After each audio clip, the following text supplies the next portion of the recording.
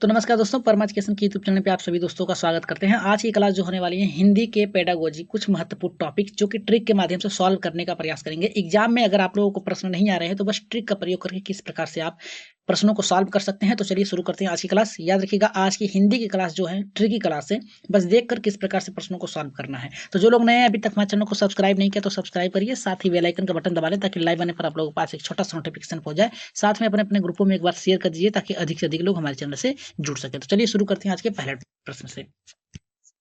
तो पहला प्रश्न हमारा ये करा है कि छात्र व्याकरण के माध्यम से डैश करना सीखते हैं। व्याकरण क्या होता है? व्याकरण जो होता है किसी भी चीज को करने के लिए एक नियम होता है।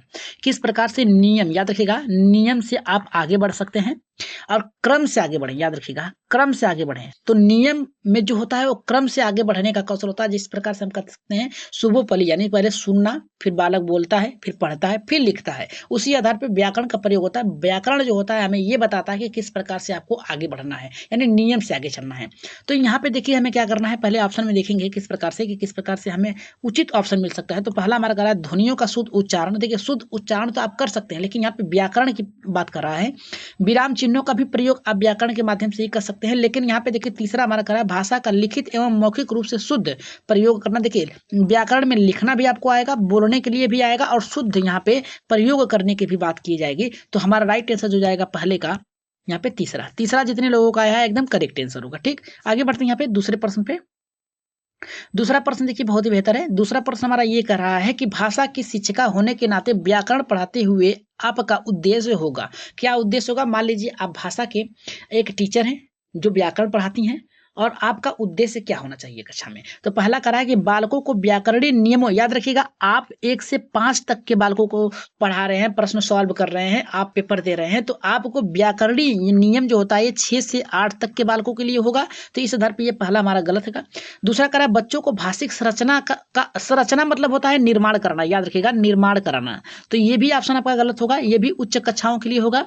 बच्चों को वाक्य रचना की नियम भी आपका व्याकरण से संबंधित होगा और ये भी आपका उच्च कक्षाओं के लिए होगा। लेकिन जो बालक 1 से लेकर 5 तक के होंगे उनको आपको ध्यान करना होगा कि वो भाषा का शुद्ध प्रयोग करें और सीखना पे जारी रखें, यानी भाषा का शुद्ध प्रयोग करना सीख जाएं। तो पहले जो 1 से लेकर 5 तक का बालक होता है, याद रखिएगा, वो तो भाषा का प्रयोग करना नहीं जानेगा, लेकिन शुद्ध वाक्य बोल सके, ऐसा आपको याद रखना है। आप प्रश्न सॉल्व करते समय ये याद रखिएगा कि आप कक्षा 5 के बालकों को पढ़ा रहे हैं, 1 से 5 तक के बालकों को आप पढ़ा रहे हैं और सिखा रहे हैं। तो आप सबसे पहले यहाँ पे क्या करेंगे, बालकों को उपयोग मानेंगे, इसके बाद शिक्षक को मानेंगे।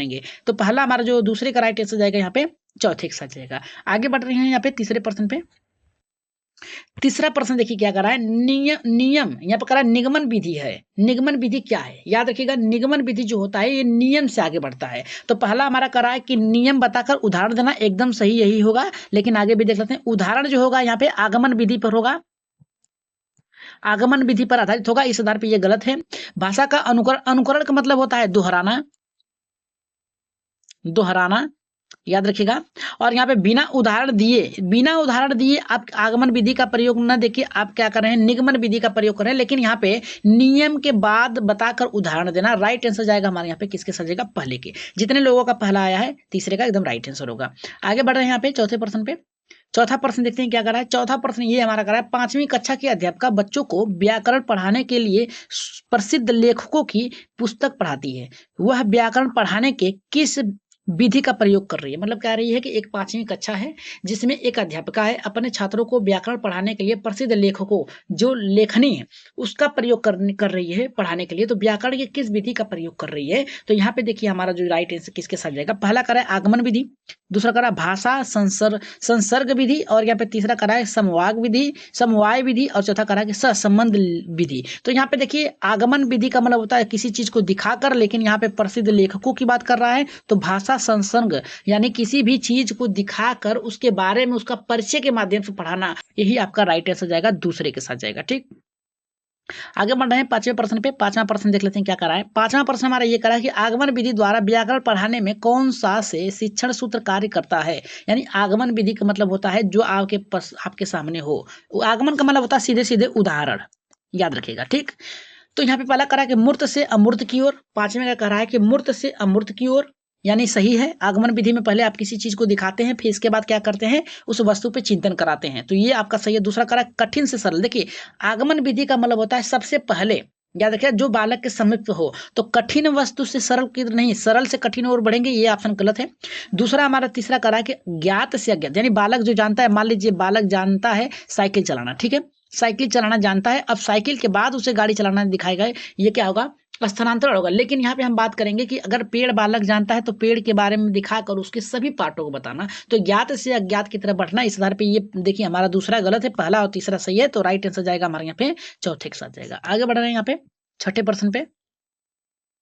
छठा प्रश्न देखिए हमारा क्या कर रहा है, व्याकरण पढ़ाते हुए एक शिक्षक का उद्देश्य नहीं होना चाहिए, यानी व्याकरण आप पढ़ा रहे हैं, यानी नियमगत शिक्षा दे रहे हैं, तो उसमें एक शिक्षक का उद्देश्य क्या नहीं होना चाहिए। तो पहला करा है कि छात्र भाषिक संरचनाओं का ज्ञान प्राप्त कर सके। दूसरा करा है छात्र शुद्ध और अशुद्ध भाषा में अंतर कर सके। देखिए ये तो होना ही चाहिए शुद्ध अशुद्ध वाला, तो ये भी सही होना चाहिए। छात्र भाषिक संरचना का ज्ञान प्राप्त कर सके इसलिए पढ़ाया जाता है। छात्र शुद्ध अशुद्ध अंतर कर सके ये भी होता है, और छात्र केवल शुद्ध लेखन कर सके। देखिए केवल केवल शब्द जहां पे आए, याद रखिएगा, हमने कहा ट्रिक के माध्यम से सॉल्व करेंगे, तो केवल शब्द जहां पर आए, याद रखिएगा, वो ऑप्शन आपका गलत होगा, चाहे जैसा भी होगा। अगर निगेटिव पूछा तो पॉजिटिव ढूंढिएगा, पॉजिटिव पूछा तो निगेटिव ढूंढिएगा, ठीक। तो निगेटिव हमारे यहाँ पे मिल गया है, इस आधार पे ये गलत है, लेकिन राइट आंसर जाएगा हमारे यहाँ पे तीसरे के साथ ही जाएगा, आगे नहीं बढ़ेंगे क्योंकि यही हमारा ऑप्शन मिल गया। तो राइट आंसर जो जाएगा हमारे यहाँ पे तीसरे के साथ जाएगा। आगे बढ़ रहे हैं यहाँ पे सातवें प्रश्न पे। देखिए सातवां प्रश्न ये कहा कि मुहावरे और लोकोक्तियों का प्रयोग करना चाहिए, यानी करना होता है, किसके द्वारा, व्याकरण का प्रमुख हिस्सा होता है। दूसरा करा कि हिंदी भाषा शिक्षण का प्रमुख महत्वपूर्ण उद्देश्य है, और तीसरा करा कि भाषिक यहाँ पे अभिव्यक्ति को प्रभावी बनाता है, और यहाँ पे चौथा करा केवल पद्य पाठों को यहाँ पे अभ्यास कराता है। तो राइट आंसर यहाँ पे सातवें का किसके साथ जाएगा। देखिए हमने आपको ऊपर ही बताया है कि केवल शब्द जहां पर आए उसे पहले काटिए, बचा आपका 3 ऑप्शन। अब इसमें मुहावरे लोकोक्तियों का प्रयोग करना किसमें सिखाया जाता है, तो यहाँ पे देखिए पहला करा कि व्याकरण के प्रमुख हिस्सा है, तो है, लेकिन यहाँ पे याद रखिएगा इसके इसके पहले आप क्या कर सकते हैं, किसी का उदाहरण देते हैं, किसी के बारे में बताते हैं। हिंदी भाषा शिक्षण का सबसे महत्वपूर्ण उद्देश्य नहीं, याद रखिएगा, ये भाषिक अभिव्यक्ति को प्रभावी बनाता है। तो राइट आंसर जो जाएगा हमारे यहाँ पे तीसरे के साथ जाएगा। आगे बढ़ रहे हैं, याद रखिएगा, यहाँ पे देखिए क्या कहा है कि हिंदी भाषा शिक्षण का सबसे महत्वपूर्ण, ये उच्च कक्षाओं के लिए होगा, व्याकरण जो होगा उच्च कक्षाओं के लिए होगा, लेकिन यहाँ पे भाषिक अभिव्यक्ति यानी हर बालक के लिए ये एक महत्वपूर्ण प्रभावी ढंग होगा। तो राइट आंसर जाएगा तीसरे के साथ जाएगा। आगे बढ़ते हैं यहाँ पे आठवें प्रश्न पे। आठवां हमारा करा कि उसने पढ़ा, उसने खाया और उसने चीखा जैसे भाषा प्रयोग दर्शाते हैं क्या। पहला करा कि नियम का उल्लंघन, दूसरा करा संदर्भ की समझ न होना, तीसरा करा कि नियम कंठस्थ न होना, चौथा करा कि नियमों का अति यहाँ पे सामान्यीकरण करना। तो राइट आंसर यहाँ पे देखिए नियमों का उल्लंघन नहीं है, क्योंकि वो देखिए हर एक जगह पे खाया है, यहाँ पे डैश लगा रहा है, यानी अलग सेंटेंस बनता है। उसने चीखा, यहाँ पर भी एक अलग सेंटेंस बना, ये भाषा का प्रयोग दर्शाता है। याद रखेगा नियमों का अति सामान्यीकरण, यानी एक क्रम में वो क्या कर रहा है, बातों को रख रहा है। तो राइट आंसर जितने लोगों का यहाँ पे चौथा आया है एकदम करेक्ट होगा, जितने लोगों का चौथा है एकदम हमारा राइट आंसर होगा। कंठस्थीकरण करना, याद रखिएगा ये तो गलत है, न की बात किया है, न एकदम निगेटिव शब्द है, याद रखिएगा। तो नियम का उल्लंघन जो होगा 6 से 8 तक के बालकों के लिए होगा, इस आधार पे ये भी गलत, ये भी गलत, लेकिन यहाँ पे नियमों का अति सामान्यीकरण यानी किस प्रकार से उसका प्रयोग करना है इसके बारे में बताया। तो राइट आंसर चौथे के साथ जाएगा। आगे बढ़ते हैं यहाँ पे 9वें प्रश्न पे।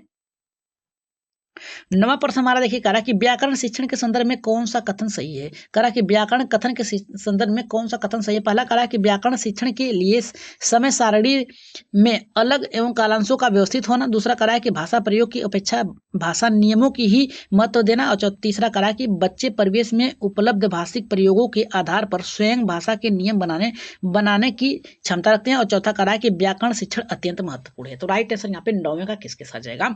तो यहाँ पे देखिए क्या कहा है हमारा, व्याकरण के शिक्षण के संदर्भ में कौन सा कथन सही है। तो व्याकरण शिक्षण अत्यंत आवश्यक है, क्योंकि व्याकरण के द्वारा ही क्या करेंगे, इन तीनों का प्रयोग कर सकते हैं। शिक्षण में समय सारणी भी होगा, व्याकरण अगर आपके हो तो क्रम में चलेंगे। भाषा प्रयोग के अपेक्षित के नियमों को महत्व देना, ये भी आ जाएगा। और यहाँ पे भाषा प्रयोग करना, उपलब्ध कराना, ये भी आएगा। स्वयं आधार बनाना, तो राइट आंसर यहाँ पे चौथे के साथ जाएगा, तीसरा नहीं होगा। ठीक, आगे बढ़ना यहाँ पे 10वें प्रश्न पे। 10वां प्रश्न हमारा ये कर रहा है कि व्याकरण शिक्षण को सरल एवं रुचिकर बनाने के लिए निम्नलिखित में से कौन सा उपाय नहीं किया जा सकता। तो पहला करा व्याकरण की पाठ्यचर्या छात्रों के स्तर अनुकूल बनाना। याद रखिएगा अस्त्र यानी उसके स्तर के अनुकूल बनाना, नहीं ये गलत है। ठीक है, यहाँ पे करा व्याकरण व्यवहार के व्याकरण व्यवहार की शिक्षा का संगत करना, ये भी नहीं होगा। छात्रों को नियम परिभाषित रटने के, देखिए यही होगा क्योंकि यहाँ पे नेगेटिव पूछा है, यही होगा राइट आंसर। तीसरे के साथ हमारा यहाँ पे जाएगा ऑप्शन। आगे बढ़ते हैं, यहाँ है 11वें प्रश्न पे। 11 का देख लेते हैं क्या करा है। 11 का बहुत ही महत्वपूर्ण करा कि स्कूलों में प्राय व्याकरण नियम शिक्षण नीरस व रुचिकर अरुचिकर हो जाता है। इसका कारण क्या है? पहला करा शिक्षकों को व्याकरण का पर्याप्त ज्ञान न होता है। अगर व्याकरण का ज्ञान नहीं होगा प्राप्त तो क्या करेंगे? पढ़ाएंगे नहीं। ये भी ऑप्शन आपका गलत है। दूसरा करा कि अन्य विषयों की अपेक्षा अन्य विषयों की के शिक्षण की किसी भाषा के व्याकरण के कोई योगदान नहीं होता। क्यों नहीं होता है? ये भी ऑप्शन गलत है। व्याकरण को सिखाने के लिए प्राय पुस्तक प्रणाली का सहारा लिया जाता है। यही ऑप्शन आपका सही होगा। ठीक है, हमेशा क्या करना चाहिए? उसके परिवेश से जोड़कर व्याकरण को पढ़ाना चाहिए, तब बालक को क्या होगा? उसमें रुचि लेंगे। ठीक है, तो राइट आंसर यहाँ पे जाएगा हमारे यहाँ पे तीसरे के साथ जाएगा। आगे बढ़ रहे हैं यहाँ पे 12वें प्रश्न पे। 12 का देखिए क्या कह रहा है कि मैंने चाट खाई और फिर मैं हंसी। शर्मिला का यह भाषा प्रयोग मुख्यतः किस ओर संकेत करता है? पहला कह रहा है व्याकरण नियमों की जानकारी न होना। दूसरा कह रहा है कि नियमों का अति सामान्यकरण होना। तीसरा कह रहा है भाषा प्रयोग में असावधानियां। और चौथा कह रहा है भाषा की समझ न होना। तो भाषा का समझ नहीं होता तो बालक वो कैसे कहती कि मैंने चाट खाई और मैं हंसी, फिर वो हंसी, एक कैसे वो अंतर कर सकती थी? तो राइट आंसर जो जाएगा नियमों का अति सामान्यकरण, ऊपर ही आप लोगों ने देखा क्योंकि वो एक क्रम से चलता है, वो क्रम से कार्य कर रही है। तो राइट आंसर जाएगा हमारे यहाँ पे दूसरे के साथ जाएगा। आगे बढ़ रहे हैं यहाँ पे 13वें प्रश्न पे। 13 का कह रहा है कि व्याकरण शिक्षण के संदर्भ में आपका बल किस बिंदु पर होगा? तो पहला कह रहा है कि व्याकरणिक नियमों को सैद्धांतिक विवेचन पर। दूसरा कह रहा है कि व्याकरणिक कोटियों की पहचान पर। तीसरा कह रहा है व्याकरण के व्यवहारिक पक्ष पर। चौथा कह रहा है व्याकरणीय नियमों को कंठस्थ करने पे। कंठस्थ करना याद रखिएगा, आपका कंठस्थ करना ही आपका राइट यहाँ पे गलत होगा, याद रखिएगा। यहाँ पे कह रहा है कि व्याकरण शिक्षण के संदर्भ में आपका किस पर बल बिंदु होना चाहिए? तो व्याकरण के व्यवहारिक पक्षों पर होना चाहिए। राइट आंसर जाएगा हमारे यहाँ पे तीसरे से जाएगा, क्योंकि यहाँ कंठस्थ करना है ये तो गलत है। यहाँ पे पहचान करने की बात कर रहा है, ये भी गलत है। संदर्भ विवेचन करने की बात कर रहा है, नियमों की बात कर रहा है, इसलिए पे राइट आंसर जाएगा तीसरे के साथ जाएगा। आगे बढ़ रहे हैं आज की क्लास का लास्ट प्रश्न। लास्ट प्रश्न हमारा करा प्राथमिक कक्षाओं में लेख द्वारा शिक्षण विधि के अंतर्गत व्याकरण शिक्षण किस प्रकार से बेहतर हो सकता है? तो पहला करा है रिक्त स्थानों की पूर्ति द्वारा।